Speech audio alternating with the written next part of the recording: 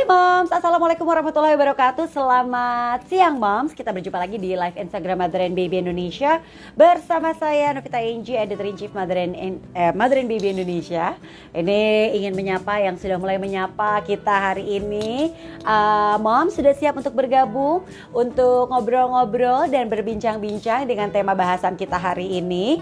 Kita akan membahas tentang anak introvert. Siapa dari moms yang memiliki anak introvert boleh melambai ya sambil bercerita, aduh saya anaknya introvert, susah sekali kalau misalnya mau diajak ketemu dengan orang baru, atau anak saya introvert, dia itu kalau apa-apa tidak mau mencoba hal-hal yang baru. Wow, banyak sekali sepertinya ya problem dari memiliki anak introvert. Oh, ini ada Uti Sumadi bilang gini, saya. Nah, siapa lagi dari moms yang memiliki anak introvert? Nah, kita bergabung di hari ini ya. Kita berbincang-bincang bersama dengan Mbak Firesta Farizal, MPSI, psikolog klinis anak dan remaja, Direktur Klinik Psikologi Mentari Anakku. Nanti moms boleh bertanya-tanya mengenai cara menangani atau cara menghadapi anak yang introvert. Coba kita lihat apakah sudah bisa ngobrol-ngobrol dan berbincang-bincang dengan kita. Ya, ini dia sudah ada. Langsung dijawab sama Mbak Eta ya. Oke. Kita tunggu. Iya. Nah, sudah bergabung. Hai, selamat siang Mbak Eta, apa kabar? Sehat ya Mbak Eta ya? Sehat, alhamdulillah ya. Baik, semoga sehat selalu. Semoga baik-baik aja. Lagi di mana Mbak? Ini lagi di rumah, lagi WFH. Aku kalau lagi work from home. Iya, kalau Rabu nggak praktek soalnya. Oke, Mbak, hari ini kita kan akan membahas tentang menghadapi anak introvert ya. Mungkin kita akan pertanyaan pertama tuh mungkin sebelum kita membahas lebih detail tentang anak introvert ini, apakah anak introvert itu sama dengan anak pemalu, Mbak? Nah, wow, pertanyaan Mbak Inji menarik banget nih, dari awal udah menarik ya. Oke, jadi sebetulnya itu salah satu miskonsepsinya sih, atau mispersepsinya kita. Jadi yang namanya introvert itu tidak sama dengan anak yang misalnya pemalu atau pendiam, atau misalnya tidak bisa bersosialisasi gitu ya. Itu totally different sebetulnya gitu. Tapi mungkin sebelum kita bahas tentang anaknya sendiri, aku mungkin butuh jelasin tentang introvertnya sendiri gitu, boleh? Boleh. Definisi anak introvert ini sendiri ya, Mbak Eta ya. Iya, oke. Jadi sebenarnya gini Moms dan Mbak Enji, introvert sama extrovert itu sendiri adalah sebuah tipe kepribadian yang dikenalkan nih dulunya sama tokoh psikologi namanya Jung di tahun 60-an, lama banget gitu ya. Oke. Yang butuh kita pahami bersama dulu bahwa introvert extrovert itu bukan sesuatu yang sifatnya dikotomi atau terpisah. Jadi lebih ke kontinum. Jadi ibaratnya di sini extrovert nih, di sini introvert gitu ya. Kita tuh sebetulnya di dalam diri kita tuh punya introversion dan extroversion, cuman lebih ke ada dua-duanya ya. Preferensinya, betul. Dominansi preferensinya lebih kemana? Ya. Karena nggak mungkin juga sih orang misalnya total extrovert gitu ya, atau total introvert. Tapi lebih misalnya gini nih, misalnya Mbak Enji extroversionnya misalnya 80%, introvertnya 20%. Misalnya terus habis itu saya introvertnya misalnya 70%, extrovertnya 30%. Jadi lebih ke dominansinya atau preferensinya yang mana, yang lebih dominan yang mana gitu. Gitu ya. Itu yang Oke. Ya, itu yang pertama. Lalu?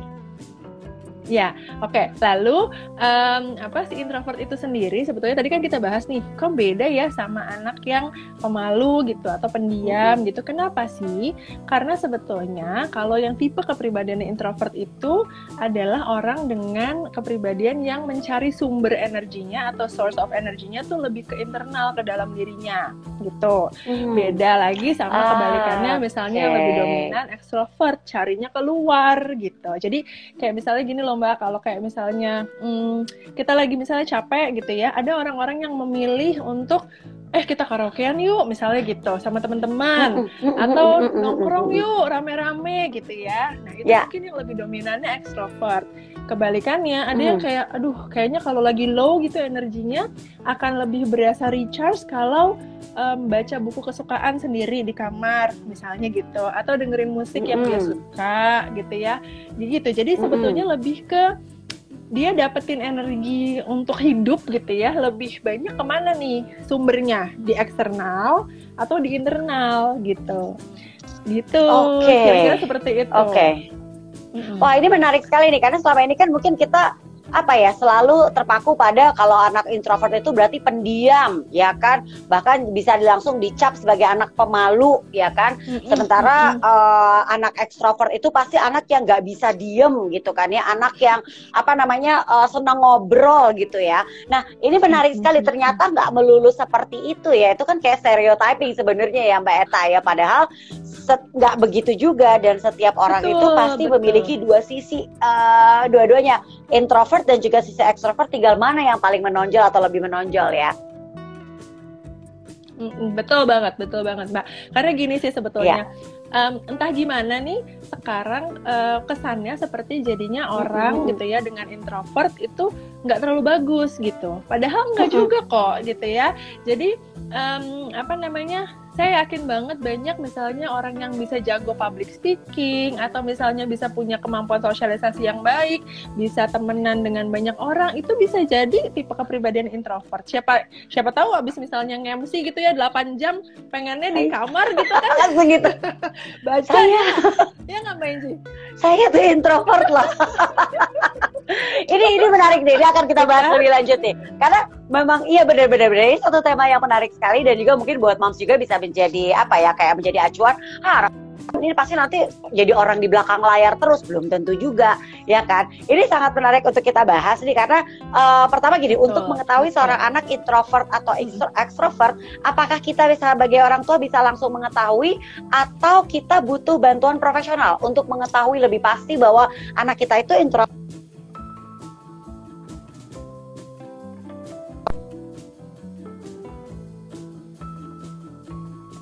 Ya, Oke. Iya, udah kembali belum nih? Oke, sudah terdengar. Oke. Iya, oke. Oke, jadi sebetulnya gini nih Mbak, kalau kita bicara tadi kan sebutannya tipe kepribadian ya. Nah, kepribadian itu sendiri, saya juga butuh jelasin bahwa kepribadian itu kan ciri unik atau karakteristik unik dari seseorang, yang mana sifatnya kalau yang namanya kepribadian itu cenderung menetap. Nah, kalau kita bicara menetap, kita bicara kepribadian, sebetulnya baru bisa dibilang kepribadian tuh untuk orang dewasa, jadi di atas 18 tahun gitu. Oh, baik. Ya. Jadi sebelum 18 tahun tuh sebetulnya masih dalam tahap perkembangan. Jadi perkembangan kepribadiannya atau perkembangan sosial emosionalnya. Nah, jadi kita butuh tahu dulu yang membentuk kepribadian tuh apa aja gitu kan ya.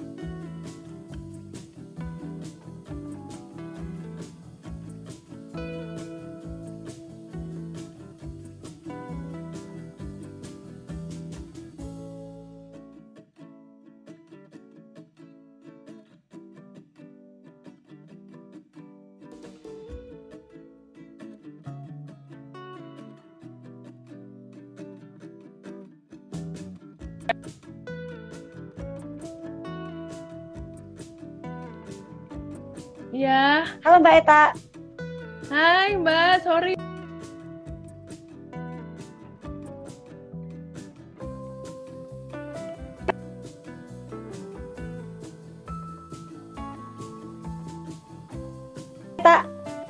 Halo Mbak. Apakah aman Mbak Eta? Sudah bisa mendengar saya Mbak? Maaf ya. Sudah. Maaf ya. Kok jadi putus-putus ya? Moms ya, Mbak Eta.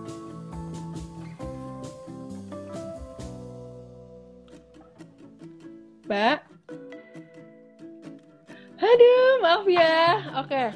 Gak apa-apa, kita lanjut lagi Mbak Eta. Si tipe kepribadian itu baru terbentuk nanti ya waktu 18 tahun. Jadi sebelumnya nih proses kematangannya.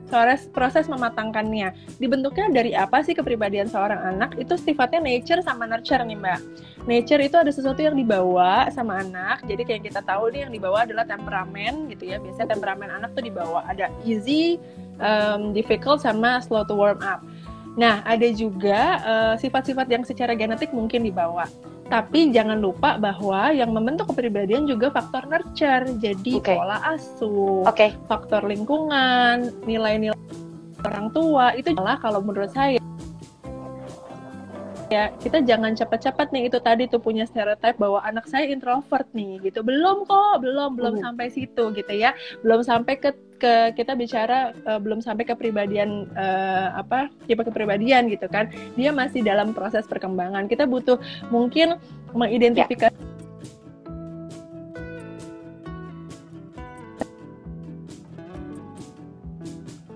atau anaknya masih punya masalah sosialisasi gitu. Kira-kira seperti itu.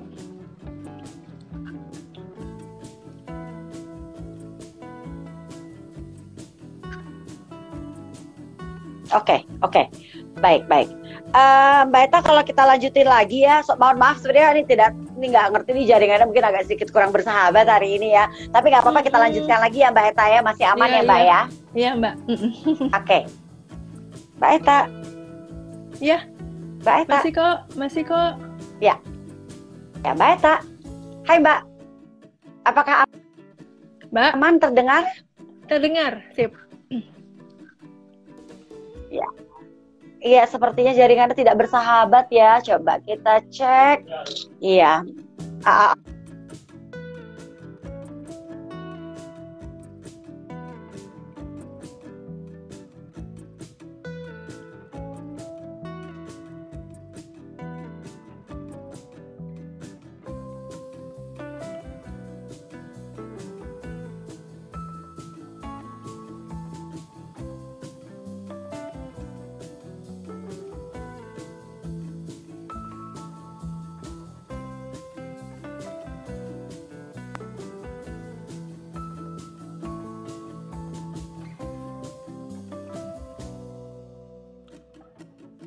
Nanti akan saya bacakan pertanyaan-pertanyaannya, tapi tadi ada sedikit permasalahan dengan jaringan. Semoga sekarang lebih lancar ya. Pertanyaannya tadi sudah banyak yang masuk. Ada Rusli, ada juga tadi Nurul ya. Nah Mbak Eta, kita kembali lagi. Hai, aduh Mbak, sorry ya, ini kenapa lagi kayak gini Des? Biasanya suka kayak gini di saat-saat urgent malah habis itu connection. Iya ya. Tapi semoga ini aman ya. Oke, kita lanjut lagi ya. Ini ada pertanyaan dari Nurul.Ratna. Pandemi begini kan jadi jarang ketemu orang. Apakah membuat seorang anak tuh menjadi introvert?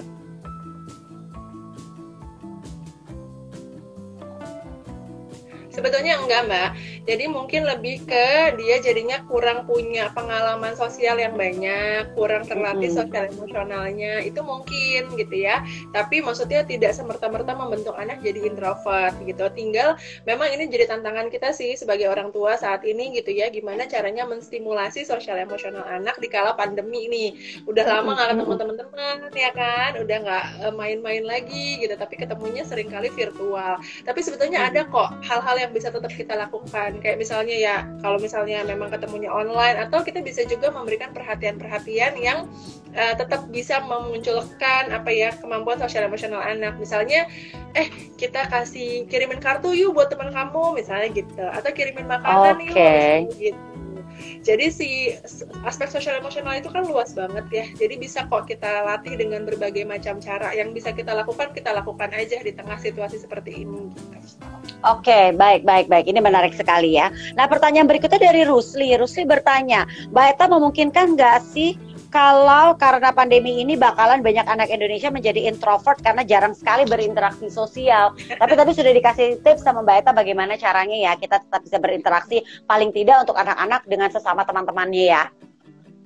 Betul sekali. Mudah-mudahan enggak sih. Maksudnya, dan kalaupun iya, tadi seperti yang kita bahas, introvert tuh bukan sesuatu hal yang jelek kok. Itu cuma preferensi aja. Gitu. Kayak misalnya tadi Mbak Enji, siapa yang tahu kalau Mbak Enji ternyata introvert ya kan? Gitu ya.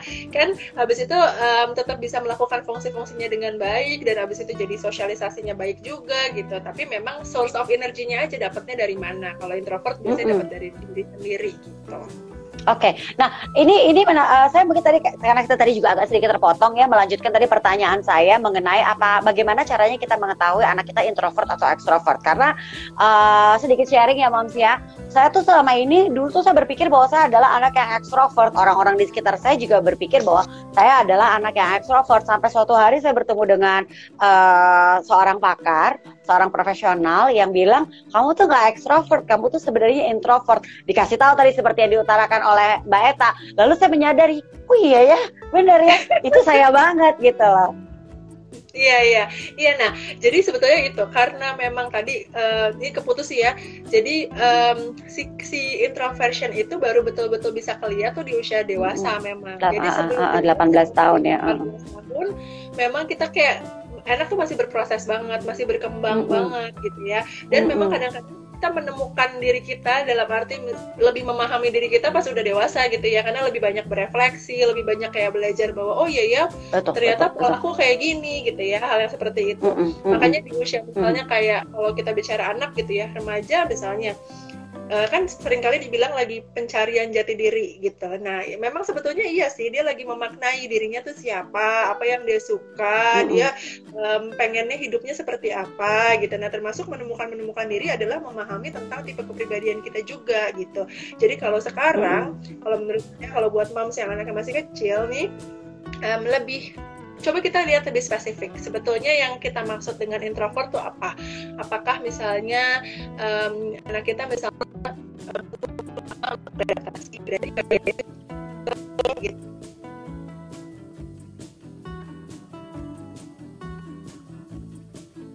Yang kita latih gitu. Seperti itu. Jadi lihat lebih spesifik sebetulnya yang kita maksud dengan introvert tuh apa sih gitu. Jangan-jangan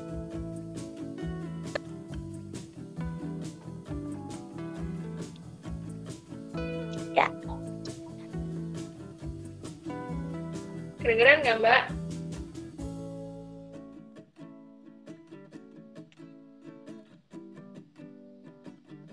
Ya.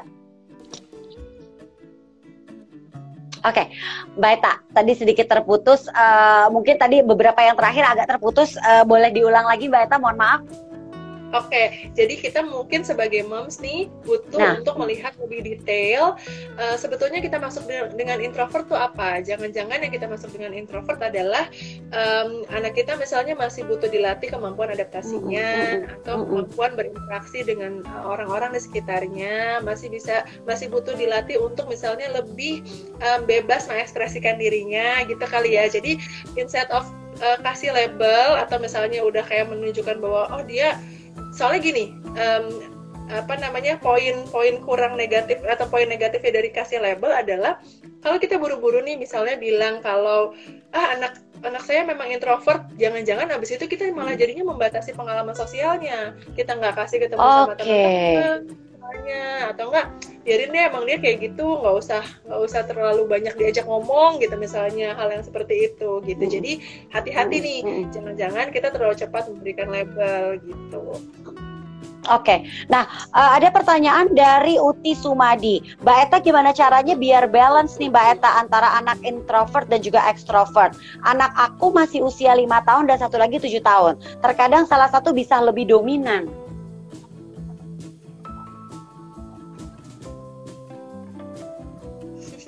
Kenapa Mbak? Sorry tadi agak keputus sedikit.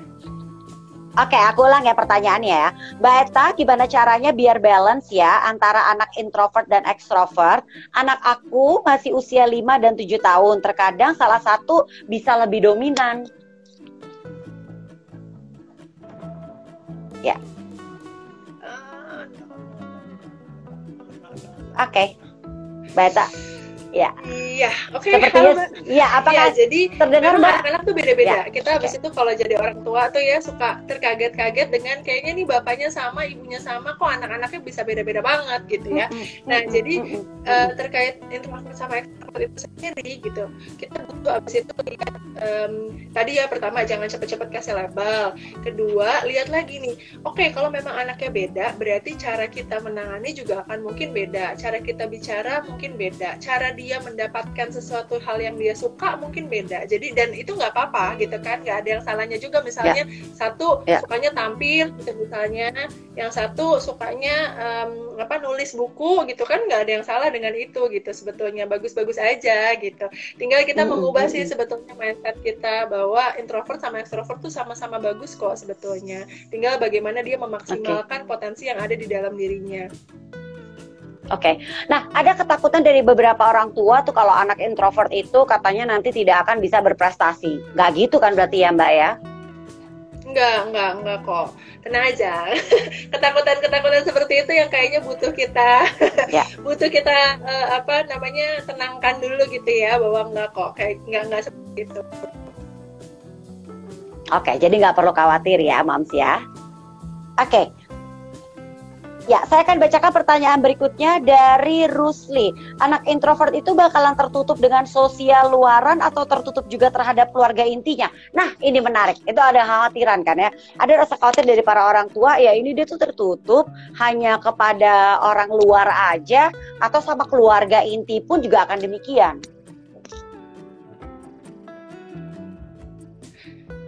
Oke, jadi kalau misalnya dia tertutup Mbak sama lingkungan sosial gitu, atau misalnya gini deh, belum tentu.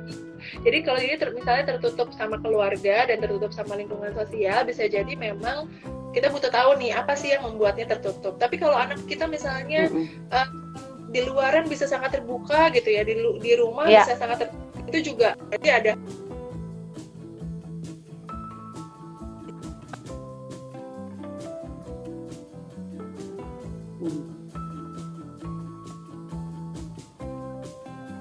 Ya.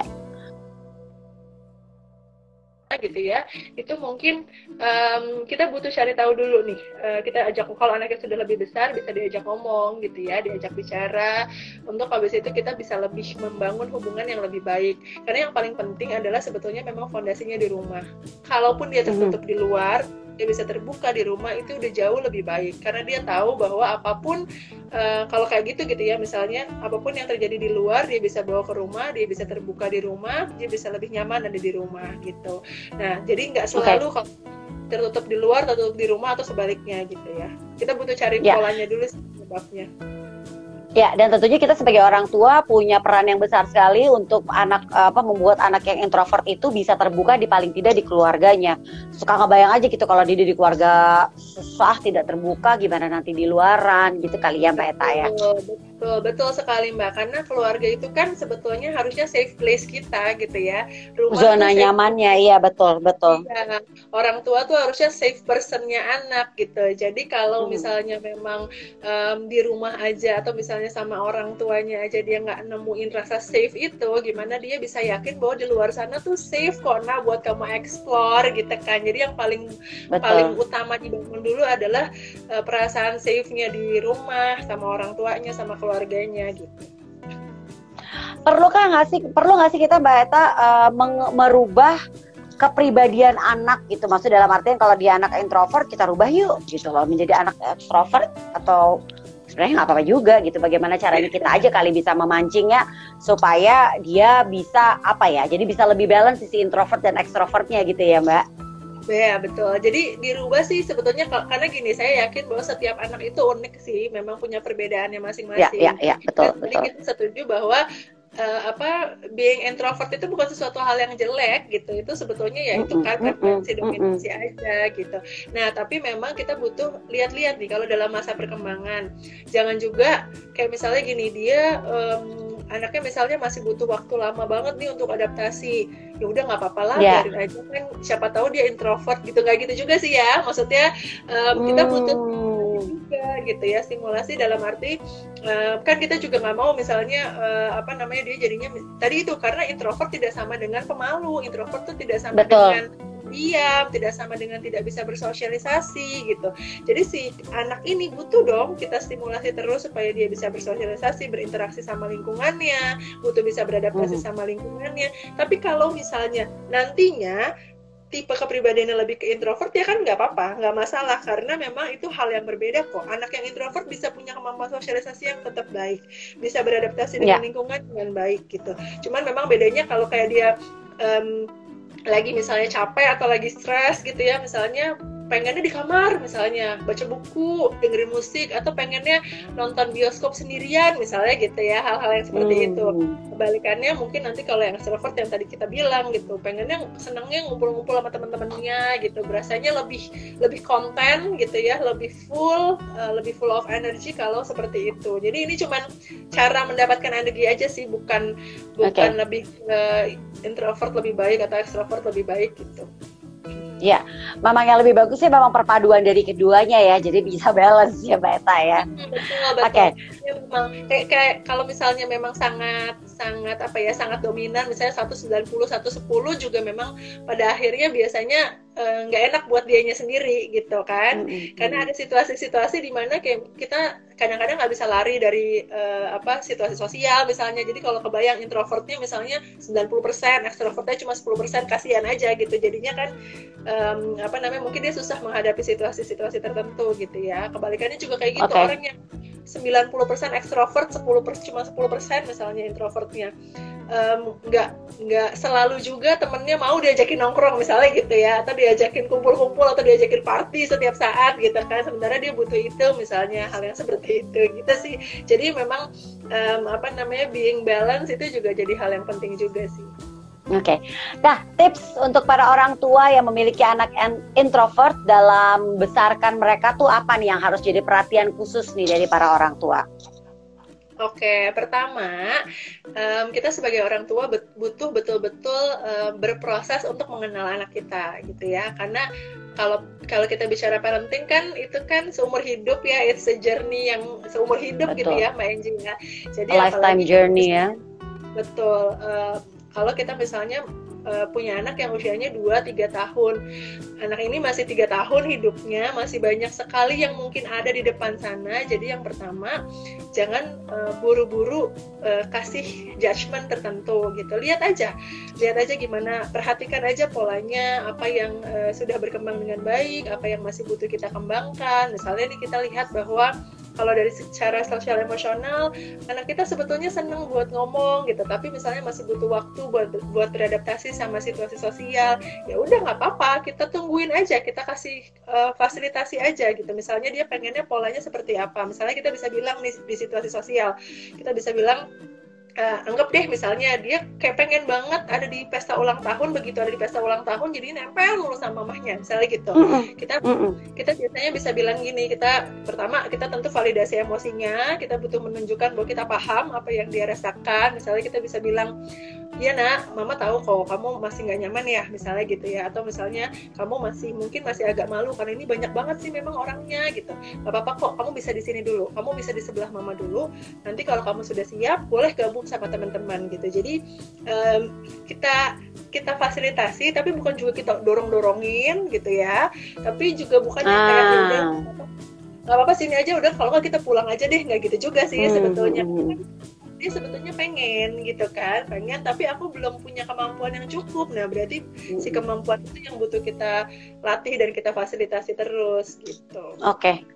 Ini pertanyaan terakhir yang akan saya bacakan dari Uti, bilang berarti stimulusnya kita sebagai orang tua harus rajin berkomunikasi juga dengan anak ya Mbak Eta ya? Wah, ini kunci ini.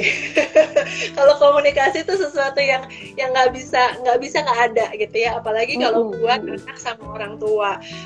Ini juga salah satu sih yang butuh kita sama-sama pahami sih moms, bahwa menjaga komunikasi itu penting banget.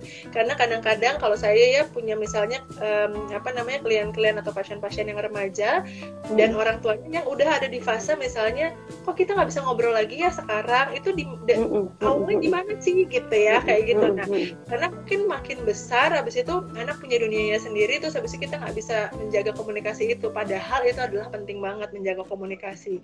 Nah, tapi si komunikasi yang bisa terjalin dengan baik adalah yang dimulainya juga dengan baik. Jadi kalau sekarang nih moms, anaknya misalnya masih bayi misalnya, atau masih toddler, sering-seringlah ngobrol, berinteraksi dua arah gitu ya, ajak main, bener-bener ajak main ya, dalam arti being on the floor with the kid gitu, bukan cuman misalnya anaknya main terus kita misalnya sibuk melakukan sesuatu gitu, yang mana ya hidup sambil main gadget gitu ya. Hidup kadang-kadang kayak gitu, tapi diusahakan adalah quality time-nya.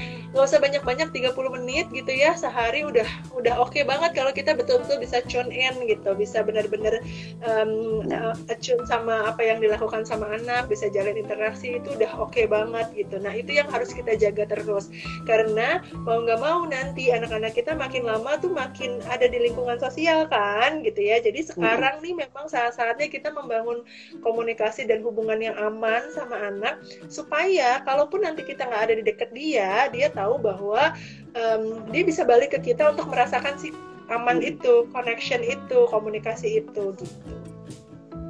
Oke, ini menarik sekali obrolan kita mengenai anak introvert. Memang kuncinya di orang tua, tapi buat moms yang memiliki anak introvert jangan berkecil hati langsung anak aku pemalu, nanti pasti susah nanti dia ke depannya. Nggak bisa selalu dijadikan patokan anak pendiam. Anak yang pemalu itu adalah anak yang memiliki karakter introvert ya Mbak Eta ya. Mungkin ada lagi yang mau disampaikan Mbak Eta sebelum kita tutup perjumpaan kita hari ini? Oke, terima kasih Mbak Angie, terima kasih Mom semua. Untuk kalau kita misalnya jadi orang tua gitu, yang butuh kita ingat selalu adalah bahwa anak-anak kita tuh butuh kita untuk membantunya menjalani hidupnya gitu ya. Nantinya kan kita pengennya anak-anak kita berkembang jadi pribadi yang yang mandiri, jadi orang dewasa yang bertanggung jawab gitu ya, bisa punya sesuatu yang memang bisa dia lakukan dalam hidup gitu ya, hal-hal yang seperti itu. Dalam rangka mencapai itu, kita harus memaknai nih setiap hari kita bersama anak dengan cukup baik gitu ya. Nggak usah mikirin kadang-kadang gini, soalnya kita tuh kayak tentu untuk cari tahu introvert apa extrovert ya, dia begini atau begitu ya, ini atau begitu ya. Percaya deh, anak-anak tuh nggak bisa dikotak-kotakin. Kadang-kadang ya udah ya, dia dengan dianya sendiri aja. Setiap anak unik. Semakin kita bisa memahami, mengenal, terus-menerus berproses untuk mencari tahu tentang anak, semakin baik biasanya hubungannya. Jadi jangan berhenti berproses ya moms, kita butuh berproses terus untuk lebih mengenal anak dengan lebih baik. Mudah-mudahan jadinya connectionnya juga lebih baik, kita jadi tahu apa yang dibutuhkan anak. Wah, menarik sekali obrolan dengan Mbak Eta hari ini. Buat moms yang mungkin ketinggalan perbincangan mengenai anak introvert ini dengan Mbak Eta, ini nanti tentunya live Instagram kita akan ada di IGTV Mother and Baby Indonesia. Jadi boleh dicek ulang dari awal obrolan saya bersama dengan Mbak Eta. Mbak Eta, terima kasih banyak atas waktunya ya Mbak Eta ya. Jaga kesehatan selalu Mbak Eta. Bye. Benar sekali, aku setuju apa kata Nurul Ratna. Setiap anak itu unik, betul sekali. Dan tentunya memang membesarkan anak adalah satu hal yang proses panjang ya, belajar yang tiada henti, dan tentunya ini adalah satu hal yang benar-benar menantang sekali. Betul nggak sih moms? Ya moms, yang pasti sekarang hari Rabu, hari Jumat akan ada live Instagram lagi di Mother and Baby, di Instagram Mother and Baby. Jadi pastikan moms kembali lagi bergabung ya. Saya Novita Eji mengucapkan terima kasih. Wassalamualaikum warahmatullahi wabarakatuh. Jaga kesehatan selalu moms. Bye.